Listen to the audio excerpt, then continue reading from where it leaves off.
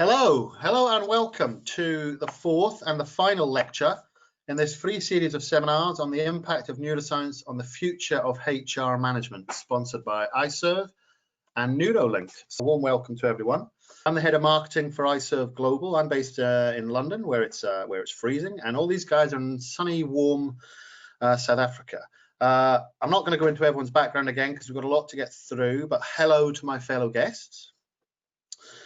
This session is due to last an hour, as usual, a couple of presentations and then some time for discussion. If you want to ask a question at any time, do so using the side panel in the question tab or in the chat. And my colleague Neldy, she'll gather them all up. And we've got some time at the end of the formal presentations to have a bit of a chat and cover any questions then. A quick mention for the sponsors. Ixerv is a recognized leader in the world of SAP SuccessFactors, of course. Implementations is our main bag, and we consistently achieve scores in the high percentiles. However, we've recently launched a package solution, Punch, which supplies the software as well as implementation and support services, all under one contract through a SaaS agreement. So if you're looking for a SuccessFactors partner, then you need to look no further than us, and you can get in contact with us in many ways. Neurolink was founded over 2 decades ago by Andre Vermeulen, who's with us today. Its aims to convert neuroscience and the theories behind it into business-focused results. They train organizations, HR professionals on how to use their emotional intelligence assessments to improve staff productivity and effectiveness. Okay, great. So our guests, as usual today, are Dr. Andre Vermeulen, who is the founding member and CEO of Neurolink. He's also a part-time lecturer and a member of the Exercise and Neuroscience Research Group of the University of Pretoria, where his function is to translate neuroscience into tools that people and businesses can use to drive results. He's frequently contributing on platforms like TEDx and ATD, and he actually hosts his own television program called Mind Matters. A very warm welcome to you once again, Andre. Thanks for having me. No problem. Now, a quick note. Last time we had some people saying, "Oh, the sound's a bit wobbly." Andre has a pretty deep voice, and when he hits those low notes, sometimes it rattles. We've tried everything we can to sort this out, so your ear does get used to it, and I certainly don't see it. But some people seem to have a bit of a problem, so apologies for that if that's an issue. We have tried everything to fix that. Also with us today is Rhonda Stockton. She's been 2 decades of experience in the talent development technology field. She's been working specifically with SAP SuccessFactors technology since 2007. She's implemented countless instances across the world in that time, where she specializes on the customer journey and driving toward value. Thank you again for joining us today, Rhonda. Thank you, Rob, and hi, everyone. Hello. Okay, so session 4, of course, deliberate error there. So in our final session, we are wrapping up our lecture series with a look at how neuroscience can help target and promote the best talent, which of course is a key role for anyone in HR. So, and actually we're going to be seeing a little bit about human error first, which we've kind of thrown in, which is a very interesting topic. Then using the neuroagility profiles to select and develop the talent.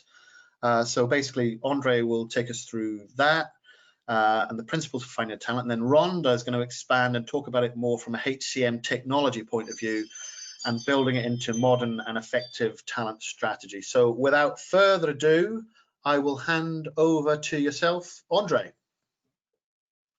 Thank you, Rob, and thanks for joining us, ladies and gents. And today we are just going to first start with the whole concept of human error. If we talk about having the best talent, obviously we want people to utilize their whole brain at optimal level, and that means we have to optimize all those brain-based elements that influences the ease, speed, and flexibility with which we learn, think, and process information.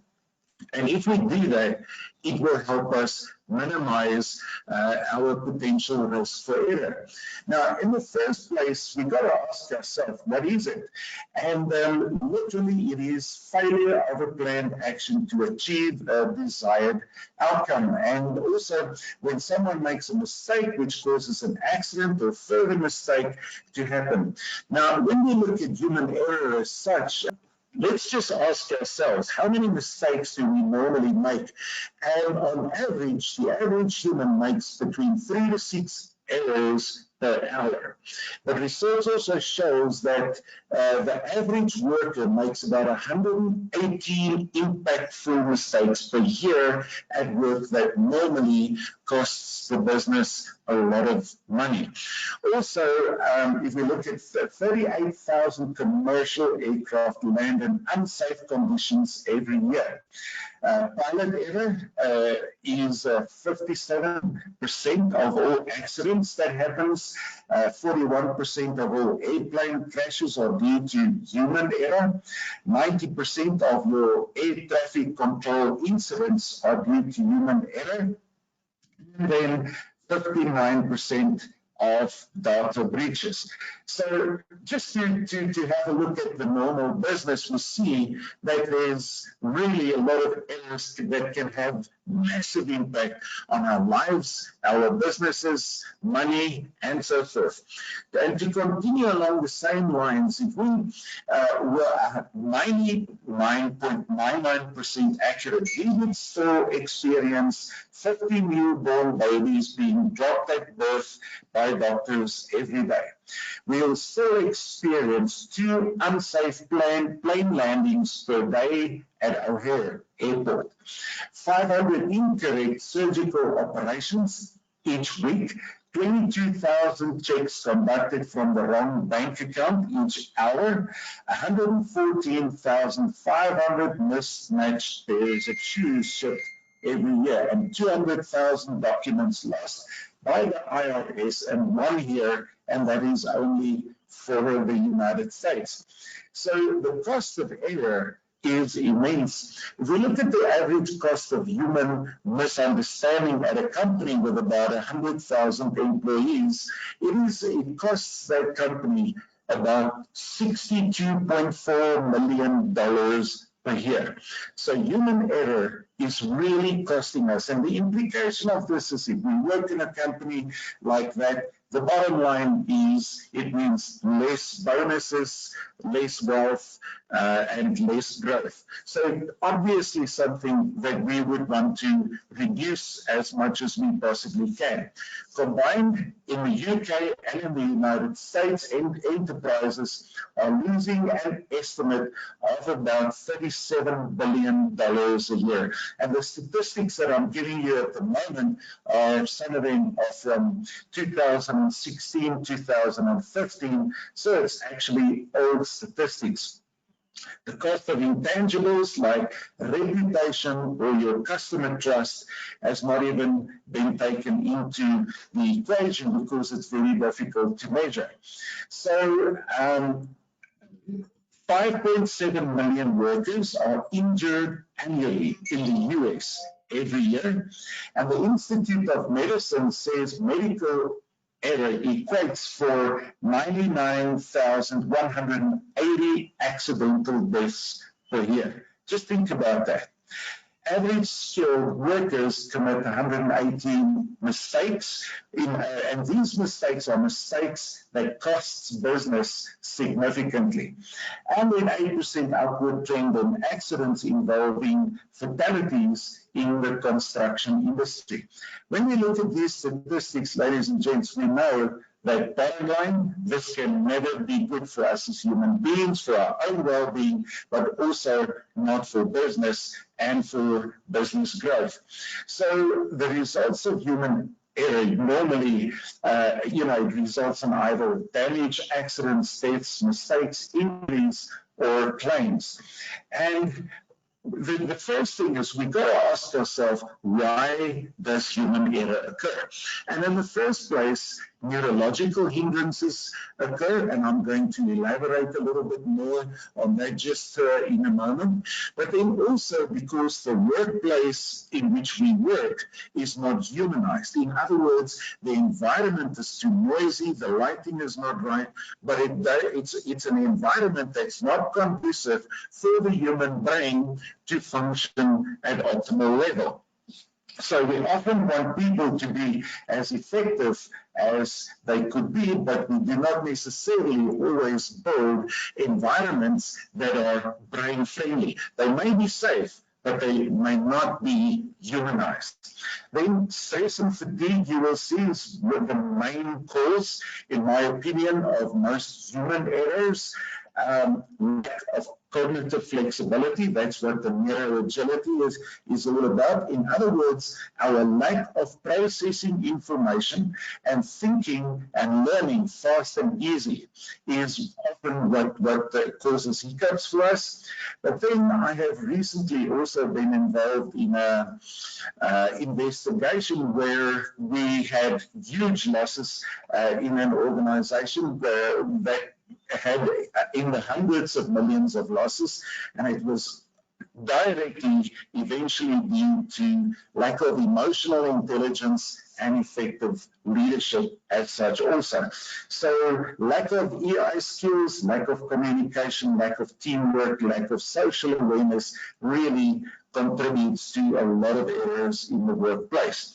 And then obviously people's habitual way of thinking also very negatively impact on our performance. Our behavior is just a reflection of our thinking, and therefore it starts and it ends in our thinking.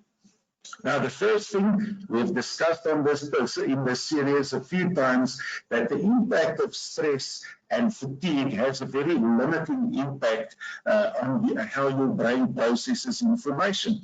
Everything in your body is always about chemicals, and when we experience stress, we produce some chemicals called inhibitors, which slow down or even blocks electrical transmission between your brain cells, and that in itself is bad fuel. And the end result, depending on the volume of these inhibiting chemicals like cortisol that we produce caused by stress, causes certain brain regions to start shutting down. Now remember, so from a neuroscience perspective, if we talk about stress, it means to eventually lose control over certain brain regions. So there is biochemically no way, or even scientifically, that people can justify that stress is good for us. Now, fatigue is a big part of fatigue is caused by lack of sleep, and lack of sleep also results in lack of mental awareness. And the reason for that is when we sleep long enough and also have a good quality of sleep, we produce those good neurotransmitters that we need that are facilitating chemicals that helps to speed up the electrical transmission between cells. It strengthens your immune system. It energizes us. That's good fuel. So stress and fatigue creates bad fuel that negatively impacts our information processing abilities, and that then impacts, has a very negative impact on the ease and speed with which we process information. So the best way to understand it is to start understanding how the brain works. As you are listening there to me today, your senses are the doors to your brain. So we absorb information through the senses, but it is important to remember that we all have dominant senses. Now, as you are looking at the screen, extend your hands, make a hole with your hands not bigger than a golf ball, and then look through the hole in your hands at the man's nose that you are seeing. And as you are doing that, first close your left eye, and then close your right eye. And the reason why I've asked you to do this was to just illustrate how the brain processes information. We've got 2 eyes, 2 ears, 2 hands, 2 hemispheres. But very important, if you really have to focus, then when you look through the hole in your hand, when you close the one eye, you could still see the picture. When you close the other eye, the picture disappeared.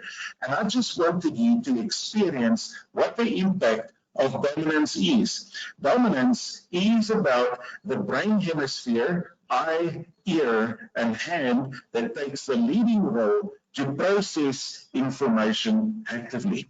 So we use both hemispheres, we use both eyes, we use both ears, but one leads and one follows. Just think about it. When you talk to someone and they start talking a little bit slower, what is that person's natural response? To sometimes turn one ear more towards the person they are communicating with, and that is a natural sensory dominance response. So the combination of brain, eye, ear, and hand dominance has a huge impact on how we absorb information. Now, in this slide, for instance, I'm just illustrating that in this case, the person is right eye dominant, left ear dominant, left-handed, but also left brain dominant. And why I explain it like this is to just illustrate that often we assume the dominant senses are all on the same side, which is the wrong assumption. It's not true. The next wrong assumption is that the dominant senses are opposite the dominant brain hemisphere, which is also an incorrect assumption. When you look at this slide, for instance, will this person's dominant right eye or the dominant left ear, will it indicate the person's dominant brain hemisphere? And the answer is no. Your sensory dominance pattern can never be indicative of the dominant brain hemisphere. So there are about 16 different ways in how people can process information, and that is why we encourage you to do a neuroagility profile assessment so that you can do a proper assessment of your information processing style. Now, your information processing style has a direct impact on your potential risk for human error. But now it gets a little bit more interesting than this. You've also learned in this series that your left hemisphere controls the right side of the body. Whether it's your dominant senses or not, it controls the right side of the body. But because there are specializing functions of the left hemisphere, for instance, the left hemisphere is mostly my verbal language centers. Therefore, it controls my right eye. Therefore, my right eye is my nearsighted eye. It controls the right ear that listens more to what you say, the verbal content. But then when we look at just the opposite, when we look at your right brain hemisphere, it controls the left side of the body. And that's your non-verbal communication centers. But your non-verbal communication centers controls, and it's also, so the right hemisphere is also your spatial brain. It controls your left eye. Therefore, your left eye is more your far-sighted, the spatial eye, and your left ear is more the ear that pays attention to the how and the non-verbal content. So the point that I want to make is simply this, that the specific dominant eye, ear, and hand that controls, that's part of your information processing style, will determine what type of information you process and what you would value as important. So, for instance, here is an example of someone who is left hemisphere dominant, right eye, right hand, and right ear dominant. Now, when people experience stress, they will shut down the non-dominant regions of their brain. So in this case, the person may shut down the right hemisphere areas, but they will still have full sensory access through the dominant senses to the dominant hemisphere. So because they have full sensory access, there is no risk for human error, even during stress. But when we look at the next scenario, you will see that this person is right hemisphere dominant, the eye is left eye dominant. In other words, if this person experiences stress and they shut down their non-dominant left hemisphere, this person will still have access through the eye to the dominant hemisphere, which makes this person a visual processor of information.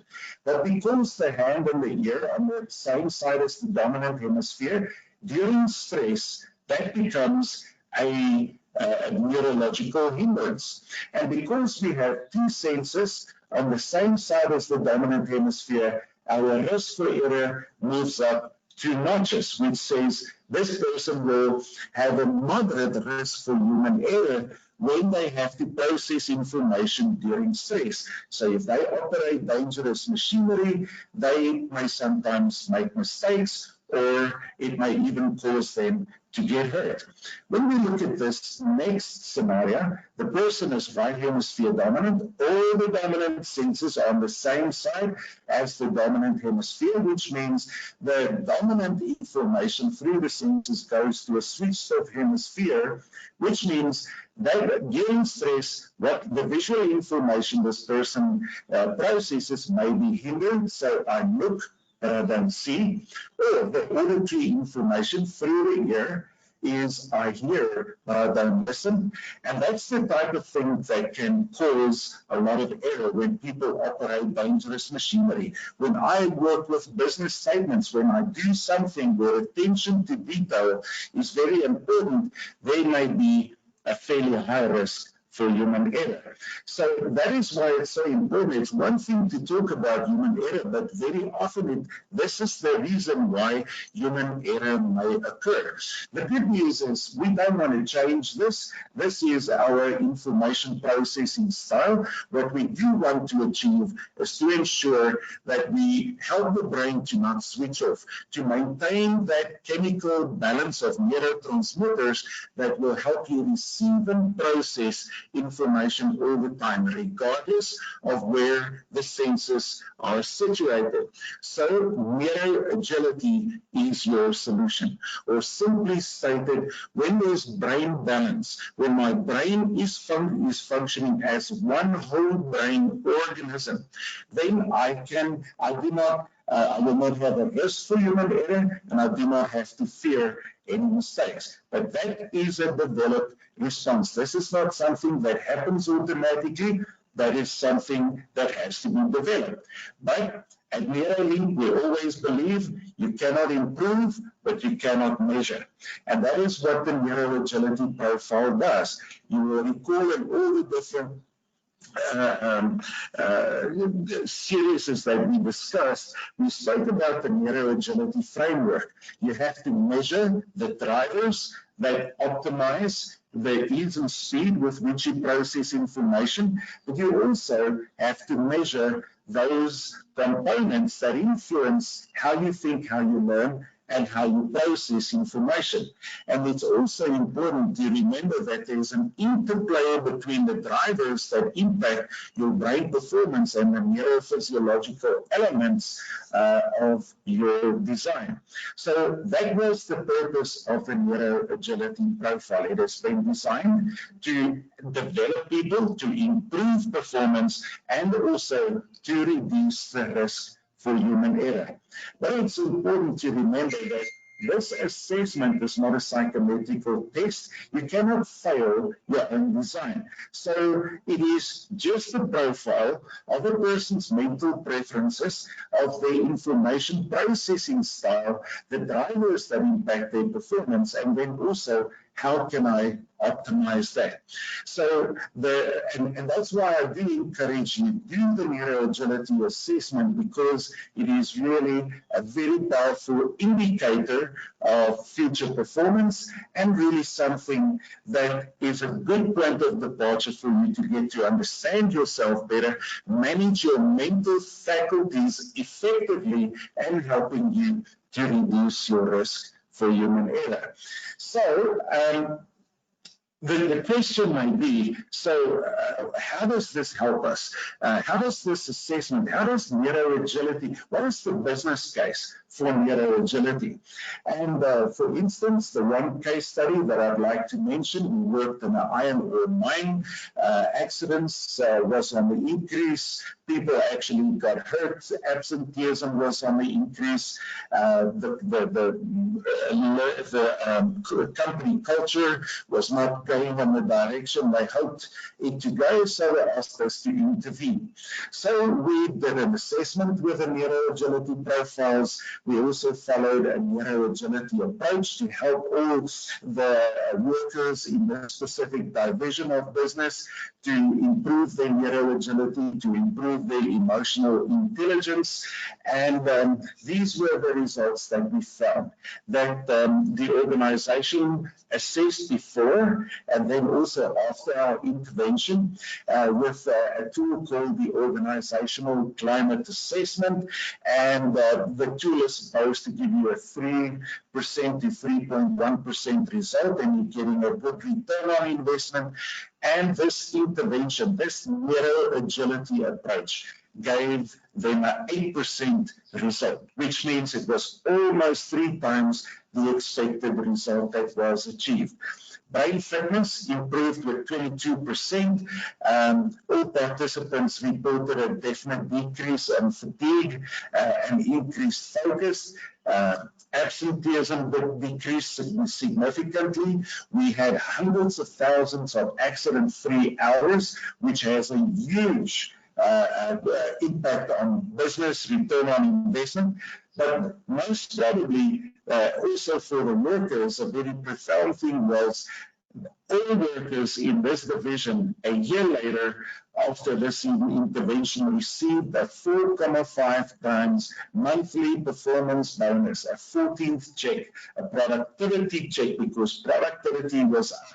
They were taking more iron out of the ground. So, bottom line, that it's nice to talk about the value of neuroscience, but here we start seeing that it very definitely has a return on investment for businesses. So time is running out a bit, but here in the same line, the approach was followed with then after we got the results, the approach was followed to work with high potentials and fast-track their careers from being blue-collar workers into roles of supervisors and managers. Again, we got an 8% OCA. The program was rated by the organization as a highly commendable performance. They used an assessment to measure the training. 87% of the high potentials were promoted to supervisory or managerial positions within 9 months of completing the program. And it was exactly what the purpose of this fast-track program was all about, and we had a good result there. Also, 99% of all attendees rated neuroagility and emotional intelligence skills as essential skill sets that help them to transform into higher levels of performance. But on the neuroagility side, we could see that we improved brain fitness with 20%, the intrapersonal personal skills with 15%, and the social skills with 18%. So another business case that shows that it impacted profoundly. But the neuroagility tool is a great tool to help to improve the individual wellness of workers throughout the business.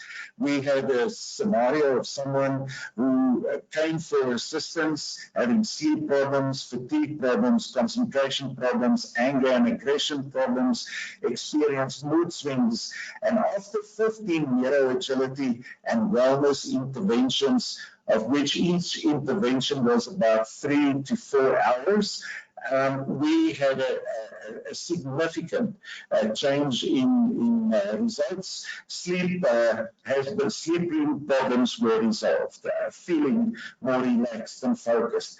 But ultimately, the brain fitness of this individual improved from 41 to 80%. So even for you just attending this series for personal development purposes will gain a lot if you started applying the suggestions to improve those drivers that will optimize your brain's performance.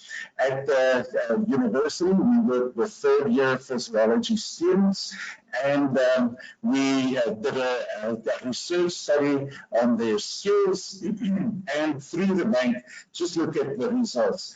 And for us, doing empirical studies, it is very important that when you get a result that at the bottom says it is significant, so your p-value, the p-value was this. It said that this change with the students could not be due to just a placebo effect, that you have some interventions, there will be a natural mild improvement. As you can see, these improvements were not mild at all. What I do want you to focus on is ultimately we had an 8.5% improvement on pass rate of the students, and after we've now been doing this for a few years, we have 100% pass rate of third-year physiology students because of this approach. So the point is, ladies and gents, that on every level, even in my world, I know even in Rob's world, we love a game called rugby. In South Africa, we worked with 27 national referees because they need to make very accurate and fast decisions in that game. And we the research study, a master's study was done on this project. We got a significant result that proves to us that there was improved performance and cognitive flexibility, improved accurate decision making by the referees, and their brain fitness also improved with almost 10%. So the point is, whether we're on the sports field or in a classroom or in the world of business or building cars in a factory or taking iron ore out of the ground, this approach of optimizing the elements that impacts the ease and speed with which you process information is going to be beneficial to you. So from my side, then my recommendation would be, make sure if you've not completed your neuroagility assessment yet, by all means, make sure that you do it. What is included with this assessment is also an automated debriefing, and you can even reassess within 6 months to a year to measure your progress. It is also my recommendation, when we started this series, we spoke about the value of the VUCA skills, those skills that we need to help us prosper in a volatile, uncertain, complex, and ambiguous world. And those skills were brain power skills like problem solving, cognitive flexibility, and so forth, and then also emotional intelligence skills. And these skills are not optional anymore. If we still want to have a competitive advantage in the workplace as humans, especially against things like AI, now more than ever, we are going to have to flex some mental muscle and really make ourselves a priority to improve the ease and speed with which we process information. Ladies and gents, I want to conclude my part in this presentation by saying the journey to select the right talent and to develop it, improve performance, to reduce the risk of human error and build cultures of learning starts with accurately identifying people's neurological design and optimizing the drivers that impact their brain performance, developing appropriate skills that are aligned with their neuro design, and continuously keep on reinforcing those skills, continuously keep on flexing muscle. So from my side, if we keep on flexing muscle, we have nothing to fear from the future. But if we are not going to sharpen the saw and really become competitive as human beings by optimizing our brain power, then the world is going to be a difficult place to live in. Thank you very much, Andre. That was extremely insightful, and I'm very much looking forward to completing the assessment. So searching for talent has always seemed quite a reactive process. We start searching for specific candidates, making use of specific job profiles, post them, and hope a big selection of the right fish bites. But what if you could set up your searches for existing talent by searching for specific complete profiles. SuccessFactors provides a comprehensive talent search that will enable you to search for talent across any talent and profile data across the suite. You could therefore search or create a profile for each specific job profile and preference searches for every specific competency and target you require. The search results are provided as recommendations for all the located candidates, and a percentage towards an exact match is available. Excuse me. Candidates can be selected and compared. Internal talent can be reviewed, compared, and nominated for succession, headhunted for internal careers, and become part of the future strategy and goals. Most organizations I've dealt with do their organizational and workforce planning close to the end of the financial year. This is when most of the talent processes are concluded and the position planning for the next year is finalized. Position planning is impacted by various aspects such as workforce planning strategies, succession strategies, and talent searches, as well as employee preferences. During this time, specific expected roles are planned and the internal and external recruiting strategies are executed. I've also heard so many times that people are not doing what they were hired to do. So where was this disconnect between the planning and the actual expected job? And what is the impact of this on the workforce planning strategy, and where that human error will come in that cannot be pre-calculated or predefined? Standardization of job profiles across the organization do not only allow for the match between the actual job and the planned job, but also ensures that you can measure success because all your talent functions are aligned to the same expectations. The SuccessFactors Job Profile Builder not only enables standardization across the planning and recruiting strategies, but also how those functions perform and ultimately work towards the workforce strategy. SuccessFactors also presents an approval workflow. In many organizations, HR owns the framework of the job profiles. This often includes the role-associated competencies and job descriptions. Further details can be added by the relevant managers. The approval workflow is in place to ensure that the end users, such as managers, can make changes to their team's job profiles and take ownership of these profiles, while it can be reviewed by HR as needed, and therefore reducing human error. Building a strategic plan maps the organizational neurological design, internal and external recruiting talent pipelines can provide 1 million searchable records that can be aligned as best match recommendations for your talent searches. Combine this with SuccessFactors succession lineage charts to provide predictive viewpoints of successful nominations and full succession gaps before they occur. This interlinking of data towards the overall strategy also enables constant feedback and review, ensuring future-proof job profiles and a competency-enabled talent backend to drive strategic and development achievements. This dream state would be a perfect representation of the present and future organization, with a drive towards the culture and outputs. Job postings would be specific to the exact planning needs. Advertising and marketing supports driving towards the same change. And I'd like to think of this as an advertising for impactful organizational change. A true quality culture is an environment where team members genuinely care about the quality of their work and make decisions based on achieving that level of quality. A lot of companies out there have printed their quality policies and put these on the office walls for all to see. Can their employees recite the policy? Sure, probably, but do they care? And can they truly relate to it, or are they just committing it to memory as a chore? There's a big difference, and it shows. Advertising to impact the culture and drive towards the workforce strategy by making visible and ensuring alignment to a variety of items such as the company values, to which development and personal goals can be aligned, training employees in quality culture and adopting quality mindset for improvement, and pursue the quality instead of chasing compliance. These go hand in hand.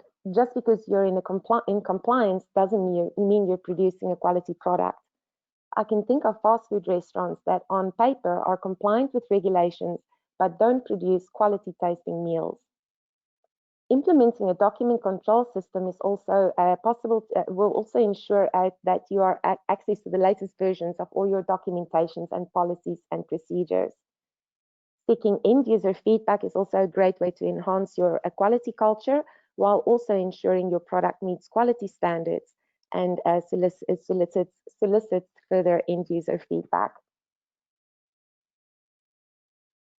People can undergo all the training in the world, but they need to have an understanding of how their personal training will be beneficial and actually add value both to them as an individual and to the company. Carefully strategize how to go about fostering your quality culture now in order to set the example for your team, and the natural force behind it will take hold. One effective way to do this is to encourage employees to adopt a mindset that every product they work on, regardless of which stage they touch it, eventually will be used on a family member. This approach establishes a holistic nature to quality culture that will impact all aspects of your business, from product development all the way to commercialization, whether this is a product or a service you are delivering. And that brings me to the end of my presentation. Thank you to everyone for attending and to Dr. Andre for a wonderful experience presenting these webinars. Over to you, Rob. Thank you, Rhonda. That was very interesting from both of you. Yes, I thought the idea of quality culture and dream state is really interesting there. I liked what you said about imagine using it on a family member. That was quite interesting. Let's hope it's not the husband. Different twist on it. Thanks, Rob. I've already seen one comment, Andre, in the chat saying, "I'm never getting on a plane again." So I think you've terrified everybody. So well done. And but yeah, that was interesting.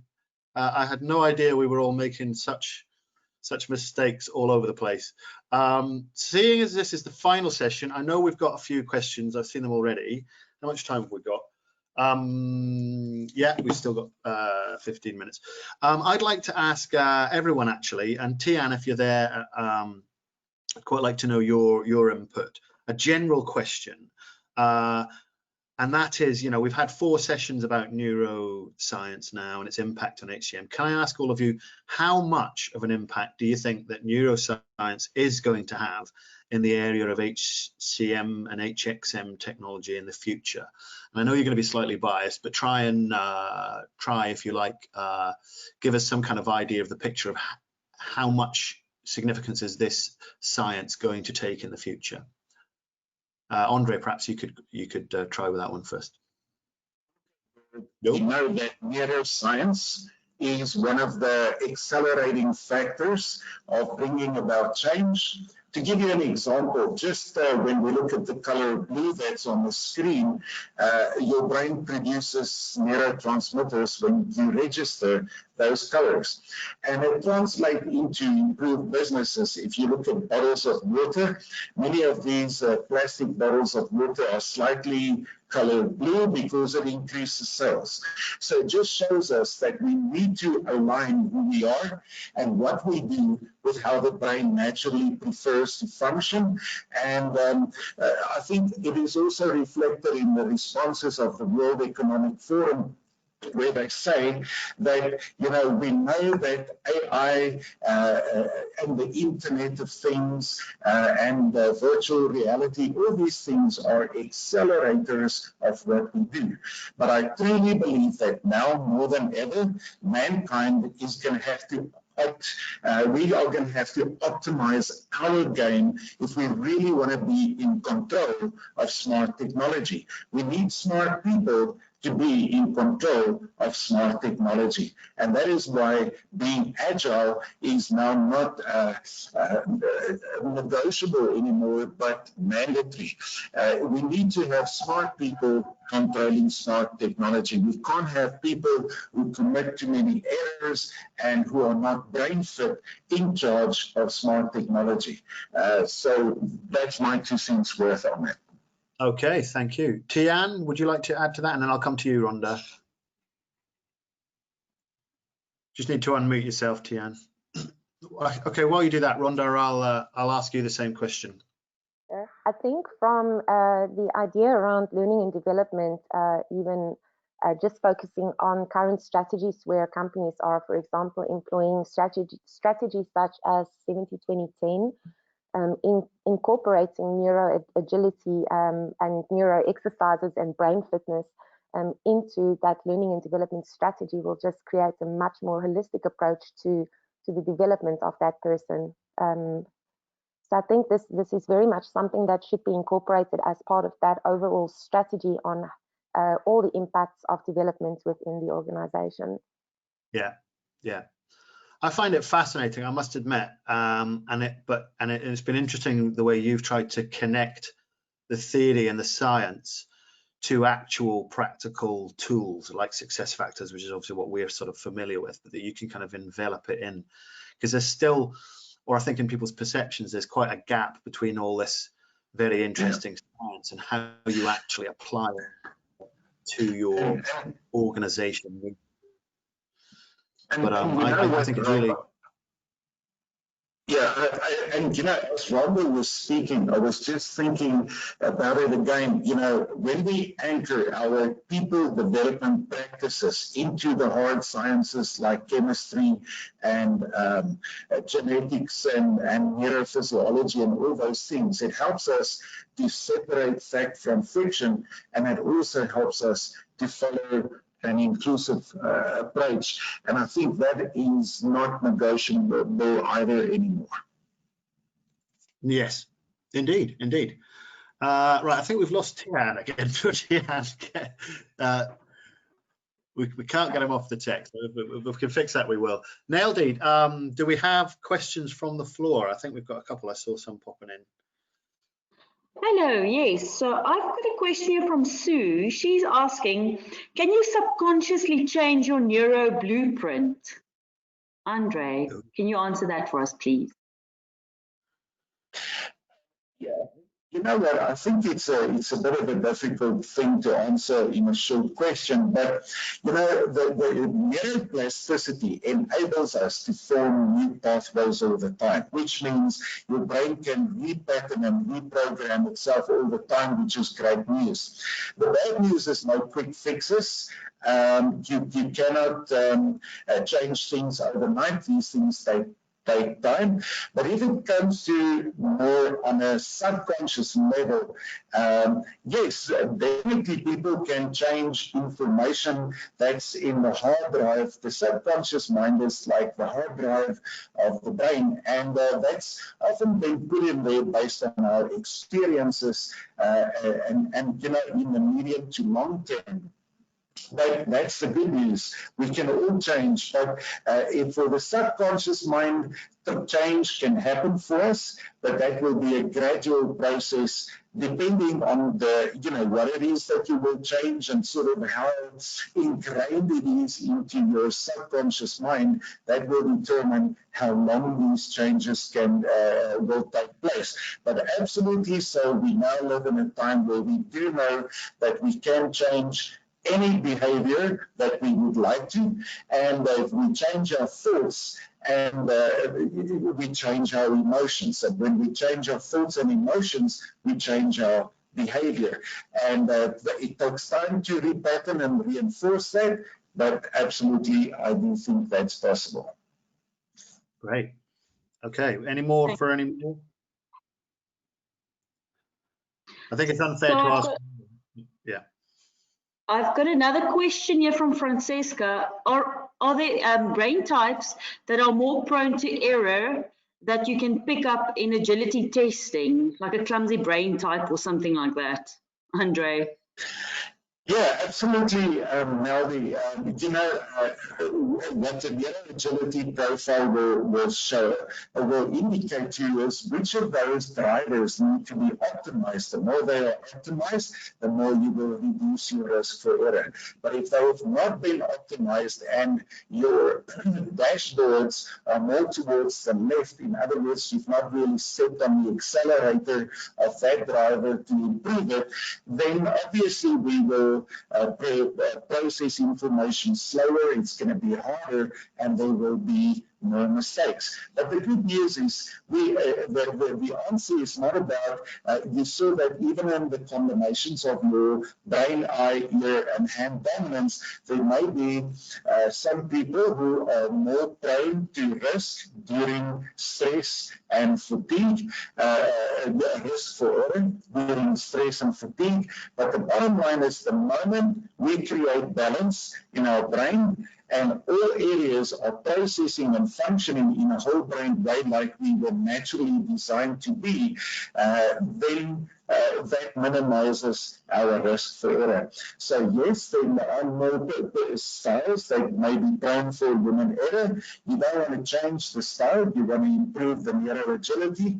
That is your solution. And then regardless of your information processing style, you have nothing to fear, but you can be one of those people who can look forward to really being the best version you possibly can. And this is part of why I have developed the Neuro Agility Profile. The purpose of the assessment is not to disqualify people and to label them. It is to show you your design, where you can improve it, so you can be a better version of yourself. Yeah, great. Just don't put the guy who comes bottom in charge of the forklift truck, right? That's the okay, great. Now any questions? Yeah. Yes, I have one question for Rhonda from Paul. How important is the talent search section of HXM, and is it a good place to start on a cloud HR journey? Rhonda, can you answer that one for us, please? Yes, sure. So the talent searches are typically set up as part of the succession processes. So the succession module typically makes use of this. The more you enable or put into the system, or more data you require from the system, the more robust your talent searches become. So you can definitely add preferences, assessments, results, and so on in there as requirements for your searches if needed as well. Great. And I guess he's asking, is it a good place to start if you haven't got any sort of,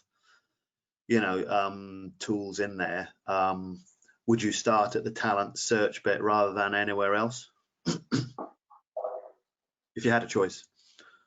That is entirely up to the organizational strategy, HR needs, and so on. We can start anywhere at any time. Nailed it. Any more questions? We've still got a few minutes. I've got one from Carly. Does automation reduce the risk associated with human error? And does that mean the best talent is eventually going to be a robot? Nah. I think it's a really good question to ask. And I think, because of human error, we want to use technology. The beauty of technology is, in essence, artificial intelligence is a technology that strives towards zero risk for error. And that's why there's such a big focus on it. And that's the challenge for mankind, is we need to differentiate, compare apples with apples and pears with pears. Humans and the human brain and AI is not the same thing. So AI has vast information processing abilities as linear processing tools, but they are also, they have huge storage ability. So memory and our information processing speed of humans cannot compete with AI. But then again, we have to remember that AI is not good at complex pattern recognition, and the brain per se is a complex pattern recognition tool. And that is why humans have to focus on improving their competitive advantage in this VUCA world. And human competitive advantage is complex problem solving, cognitive flexibility, being creative and analytical at the same time, and often making links that AI naturally is not going to be able to do. So a big part of AI was the drive for zero error. But that is especially, I think, the theme for today also, as we need to have the same drive to help humans also reduce their risk for error. Very frequently when I work in businesses and in mines and in manufacturing, that we see that a lot is done to reduce risk for error when it comes to processes, technology, systems, procedures, policies, and so forth. But very little is done to empower the individual with skills to reduce the risk for human error. And I think that is the focus of today's presentation, that as much should be a focus area as it is a focus area for AI to be zero error technology. Yeah, I mean, I think that's a really interesting point. I mean, I don't want to make everyone terrified of flying again. I think you've done a good job of that, Andre. But there's a lot of work at the moment, isn't there, about trying to stop planes using AI to overcome pilot error. And I think it's really interesting that there's a lot of stories about pilots fighting with the AI and the robotics, which is convinced they'll do one thing, but the human pilot is saying, no, you've got to do this. And there's almost a struggle going on. And I think there's actually been some crashes, if I'm correct, where the pilots are fighting. You know, Rob, I think the story of Captain Sully, who put down the plane in Hudson and saved 300 plus lives, I think is a fantastic example of how the human mind's complex problem-solving abilities saved lives in that specific situation. So, I mean, we know that Captain Sully, it was his last flight. You listen to the whole recording, you would not think that that is an airplane in trouble, as he stayed calm and literally applied his mind. And because of that type of mental capability that Captain Sully displayed, 300 people are still alive today. I think it's a great testimony for people who really utilize the whole brain well. Absolutely. Right. Fantastic. Sorry, I have one more question here. I've got one from Matilda. She's saying, I fully understand the importance of reducing error. However, fear of error in companies drive an unhealthy culture of hiding error and fear. We also learn by error, and it is often the spark for innovation. Can you expand on your view on this, please? Wow, we need a whole nother hour. Okay, quickly, everyone. Yeah, I think that's a very valid response, that we have to remember that the human mind keeps on learning. Excuse me. The human mind learns through mistakes. That's how we naturally learn. So, you know, Thomas Edison failed more than 10,000 times before he invented the light bulb. But, you know, as long as the mistakes is not going to be harmful, as long as the mistakes is not going to cost the business to sink and to you know, create severe damage. So when humans learn, yes, I'm all for it that they have to learn through their negative experiences, and that's how the only way we can gain experience. But when it comes to people operating dangerous machinery and machines, I don't think that argument is ever going to be valid for them. You know, if you cut off a finger, then okay, next time you will remember to not do it. There are smarter ways to go about helping people to not experience those types of experiences. So I think it's a fine balance, therefore, where people have to learn through experience, and there's value in the experience. Let them make the mistakes and learn from it. But the moment that it's going to cost business, that it may cause fatalities or injuries, I think there it is essential that no space for human error is allowed.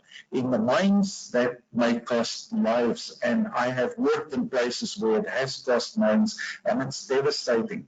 For instance, one result where there was human error in a person that acknowledged in a mine a message and then saw the truck had an accident, the person died. The mine was closed for 7 days, and the mine lost hundreds of millions of rands. That type of mistake cannot be allowed at all, and we have to be wary of really trying to prevent those types of mistakes, do everything possible to prevent loss of life or severe injury. Super, super. Okay, I'm going to have to kind of wrap it up, guys, on that note. Bit of a somber one, but thank you very much. I think we have Rhonda back. She wasn't ignoring me earlier. She was having some sort of animal attack, I believe. So I think she's back on the line. Yeah. Oh, well, thank you. Apologies for that. You haven't been eaten alive by a lion or something. No, fortunately, no. This is Africa. Okay, so you'll get the video as usual for this, or the link to it will go up on the site. You can do these free brain fitness tests and infographics. Now, you should have had, if you've only registered, I know a few people registered for this last session, you will get a link later in the week to do your neuroagility test. I haven't done mine yet, so I won't be sharing it. And please do that. So you made it through 4 hours of grueling sessions. You can catch up on everything here on the landing page. We'll keep that up for a good 6 months as a bit of a learning resource. I think it's certainly very interesting. And obviously there's links on there if you want to contact any of our companies about the sort of work that we do. Obviously from a HCM point of view, that's Punch and ourselves, and anything you want to take further with Andre and his team, please do. And all that's left for me to do, sorry, Thierry's still struggling, is to thank everybody involved for all your hard work. Thanks so much. It's been really interesting. And yeah, well done, and see you again sometime. Thanks, everyone. Absolutely. Thank you, everyone. Thank you very much. Bye-bye. Bye-bye.